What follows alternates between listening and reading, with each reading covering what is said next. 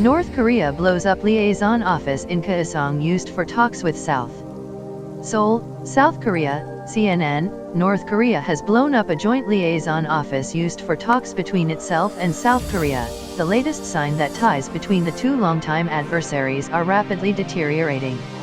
North Korean state media reported that the four-story building, which is located in the town of Kaesong on the North Korean side of the demilitarized zone that divides the two Koreas, was completely destroyed by a terrific explosion at 2:50 p.m. local time. A plume of black smoke rising above the site was visible from the South Korean side of the border shortly after. Smoke rises from Kaesong in this picture taken from Paju, South Korea. The liaison office had been closed since January 30 due to the novel coronavirus pandemic, according to the South Korean Unification Ministry. South Korean staff had not been to the building since, the ministry said.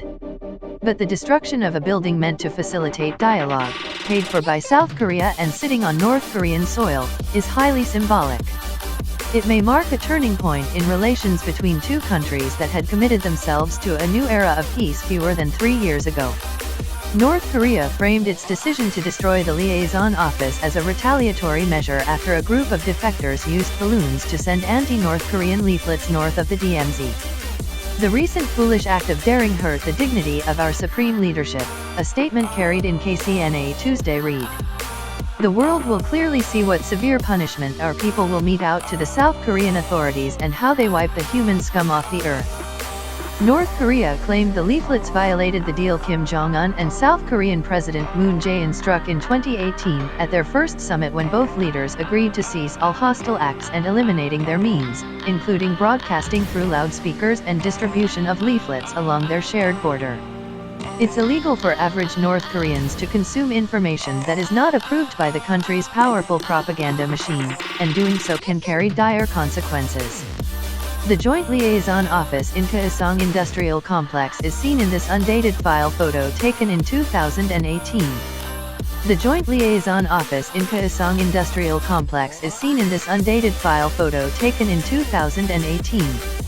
The liaison office was reopened and refurbished as part of that deal to help the two Koreas communicate, but its future had been thrown into doubt last week when North Korea announced it was cutting off all communication with South Korea, including a hotline meant to directly connect the leaders of the two countries, in response to the leaflets. North Korean state media also announced Tuesday that the country's armed forces would remilitarize portions of the Korean border that had been pacified by both sides in recent years. An official at South Korea's presidential Blue House called the decision to blow up the liaison office an act of betrayal of the expectations of all who wish for the improvement of the inter-Korean relations and settlement of peace on the Korean peninsula. The South Korean Defense Ministry said it was monitoring North Korea's armed forces and would strongly respond to any military provocations.